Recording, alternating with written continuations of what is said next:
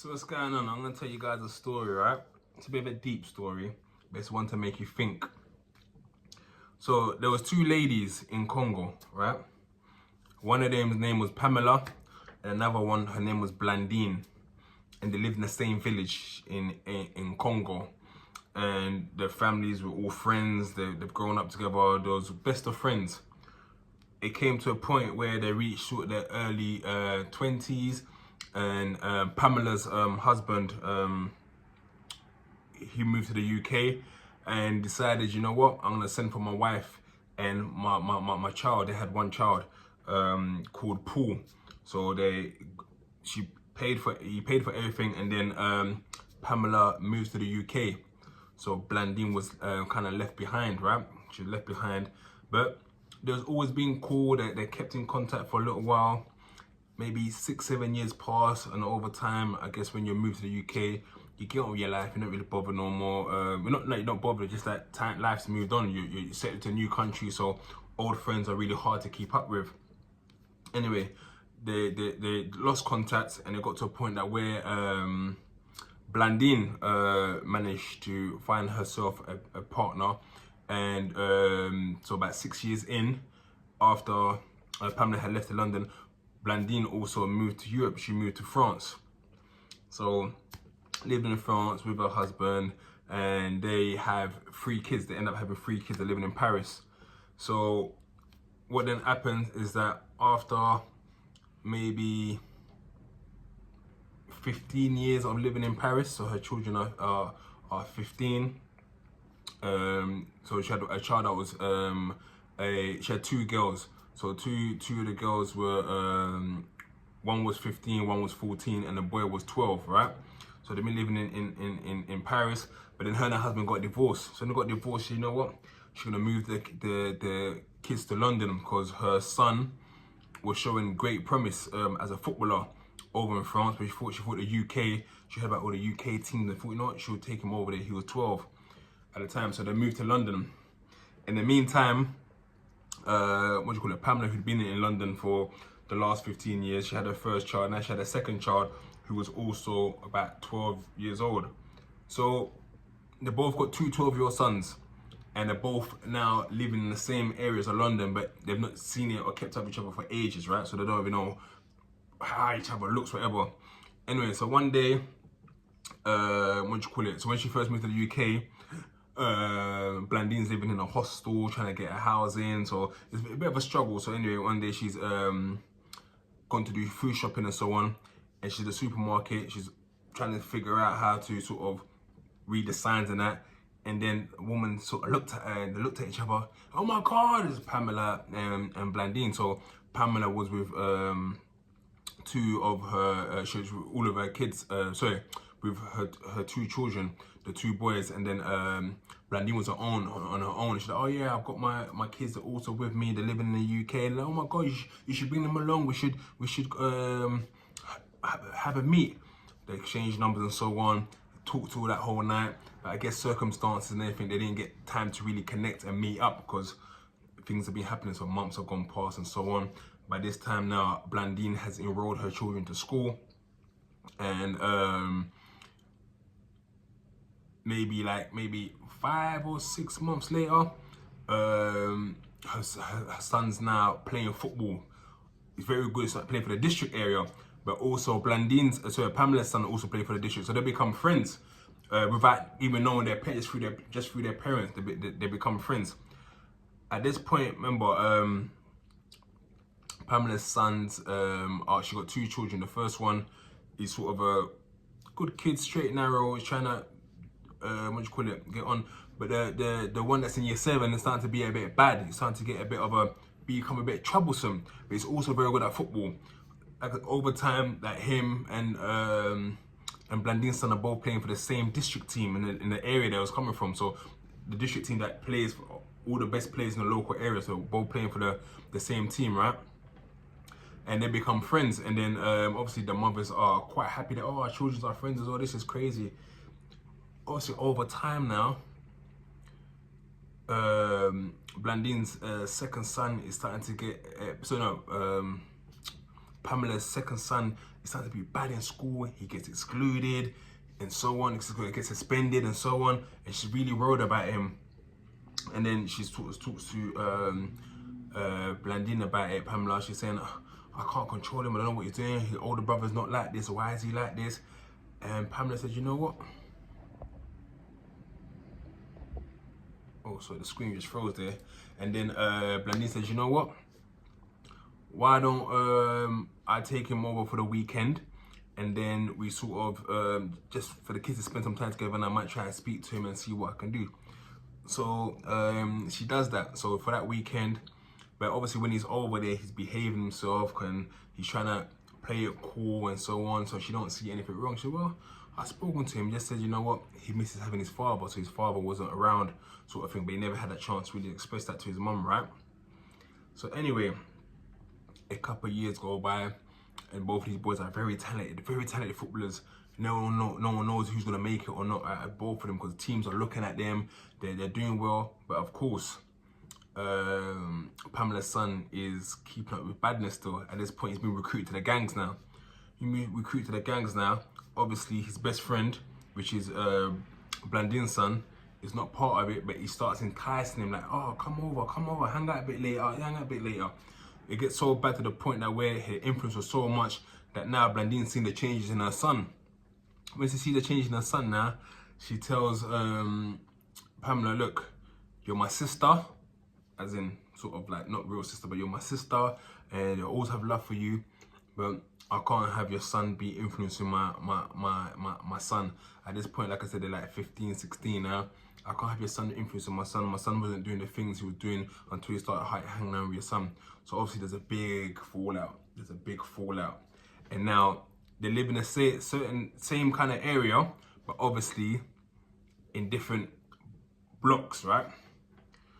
So what transpires is that one of the olders from one of the other blocks has robbed someone from the other block. So now there's an issue between the two blocks, between the two local, they're right next to each other, they're still local postcode. But what happened basically, there's a drug deal and someone's robbed someone else. And now basically anyone from that area can't hang around with anyone from that area. So now it's beef where everyone was cool. So now they're telling all the youngers that, yo, yeah, them man there is on site them. So one time now, obviously these guys are always being cool. So Pamela's son is going to shop for his mom, and obviously when he's going to shop for his mom, Blandine's son was also around, and Blandine's son was with a group of guys. Remember, Blandine's son was never really on it, but he started getting on it because of Pamela's son. But anyway, the people that he was with have noticed Pamela's son, and they tried to move to him, and he's like, oh no, you man, allow it man, that's like my family. They're like, nah man, he's the ops. So they punch him up, you know, they just give him a bit of a beating, right?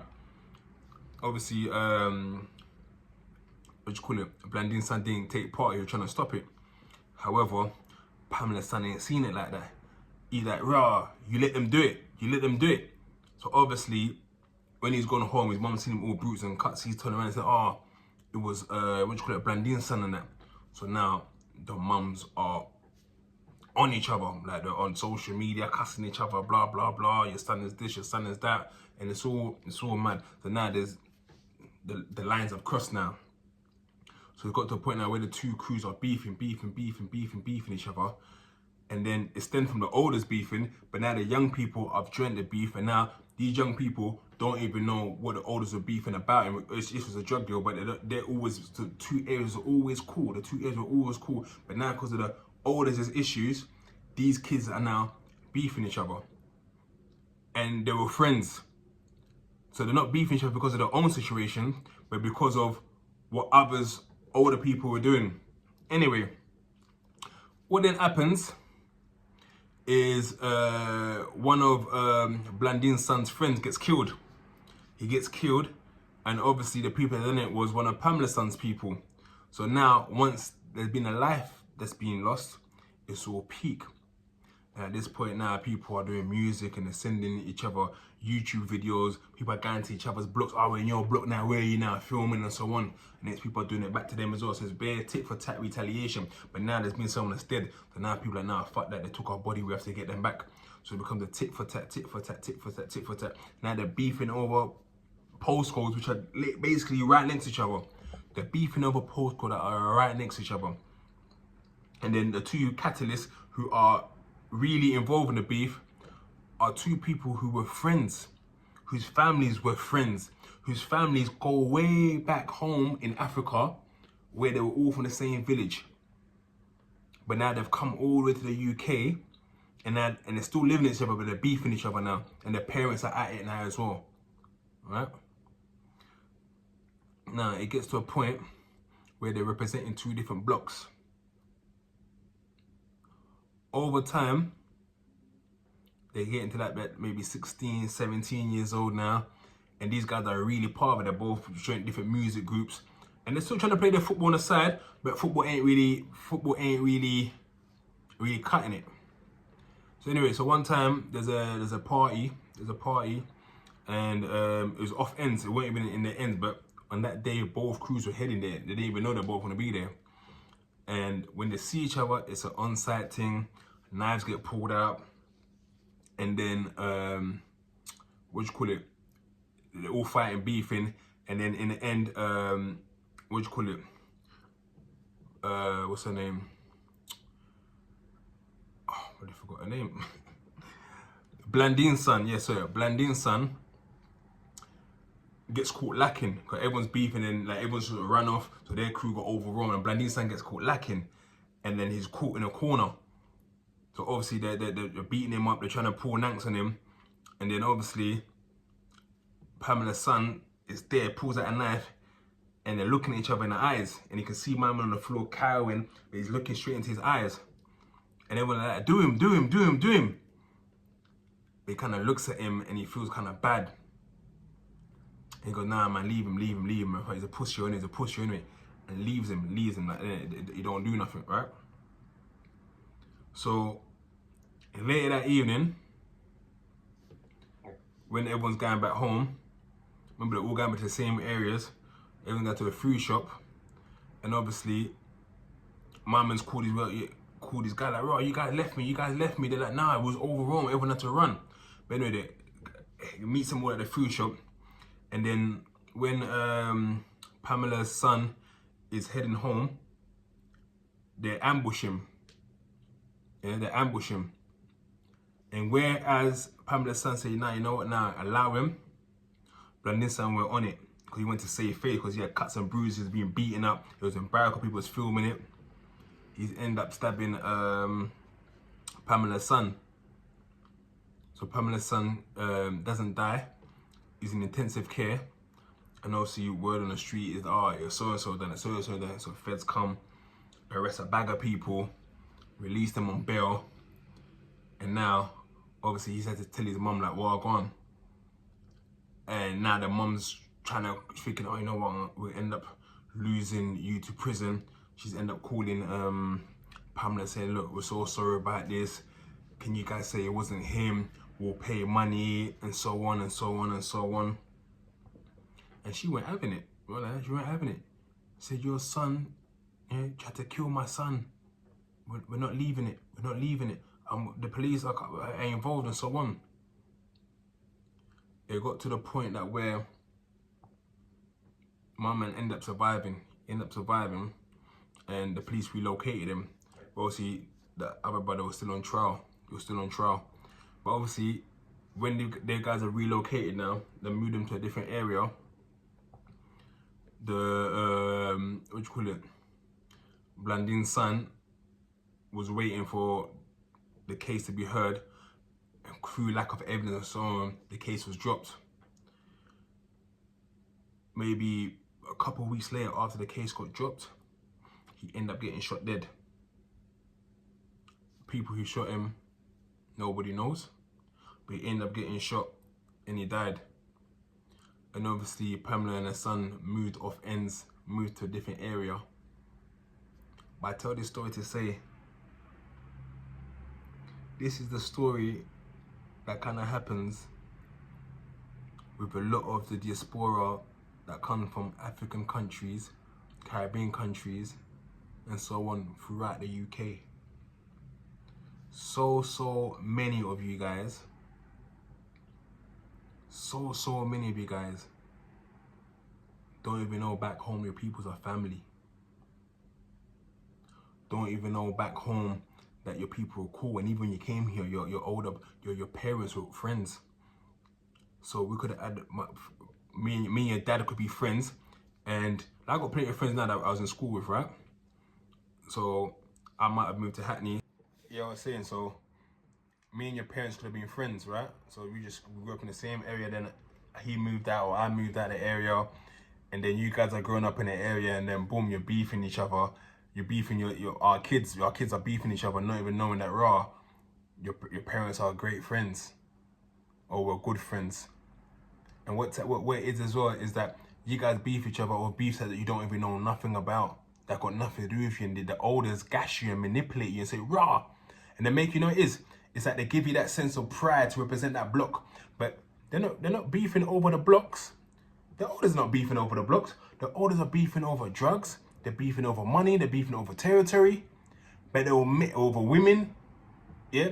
But they'll make you feel that you're beefing over the block. They gas you up. Like, you know how you support. Look, I got my Hackney Wick and see badge. You make you feel, yeah, I support Hackney Wick. I'm a Hackney man. Or I support what you call it, Arsenal. It gives you that sense of, or even in terms of your origin. Oh, I'm Congolese. I'm English. They give you that gas to pump you up with that hatred, right? For the other people who are not from that same area as you, and make you think that raw, yeah, it's us or them. And on the same end, they're making them feel the same way. So when you guys see each other, you guys, there's them pussy or there's the ops. But it's over bullshit, over nothings, over there. They're the ones getting the money from it. You're not benefiting from that. You're not benefiting. You going up and down. You drillers are going up and down, up and down, up and down, killing and stabbing and scoring points. What time do you have to make money? What time do you actually have to make money? The olders are creaming. They're creaming at the top. They might give you a few little pips, yeah, go and dot that. But they're creaming at the top. And you're just a basic worker doing all their dirty work. Gonna do all of that. And you know the worst thing about it, yeah, this is where it's really gonna hit you. Yeah? Let's say you're from, I don't know. You know what? The best example I'll use is Newham. Yeah? Let's say you're from Canning Town. Yeah, let's say you're from Canning Town. Yeah? And let's say obviously you're beefing people from Plaster, right? Canning Town and Plaster are beefing. They got mad beef. Yeah? Oh, fuck them man. Yeah, our ends is the. Do you know when you die, they're gonna bury both of you in the same cemetery? The cemetery won't say Canning Town area. The cemetery won't say Plaster area. You'll be buried in the same cemetery right next to each other, and then your spirits can go and fight each other if they need be. But that's how it really is. You're gonna kill each other. You're gonna kill a man over the ends he's from. But when you all die, you're all gonna go buried in that same cemetery. Is that cemetery in Manor Park, right? The Manor Park area, that same cemetery. So imagine that. The hatred and even think about this, yeah? You hate the ops. You hate them. Why do you even hate them? In the first place, I can understand after a while if, for example, someone killed my friend, I can understand that. But before that even happens, yeah? So the 13 and 14 and 15-year-olds now, who no one's killed your friends yet, you're 13, you're 14, you're 15, you guys are entering that life, but no one's killed your friend yet. Why do you hate someone from a different area that you've never met, that you don't know, whose family members could be your family's friends, but just because the elders have gassed you to it and you want that validation, you want to feel, oh yeah, I'm a G, like them man put me on. Anyway, my people, just thought I'll share that story with you. Anyway, if you get this before 11 p.m. tonight, catch me on Radio 5.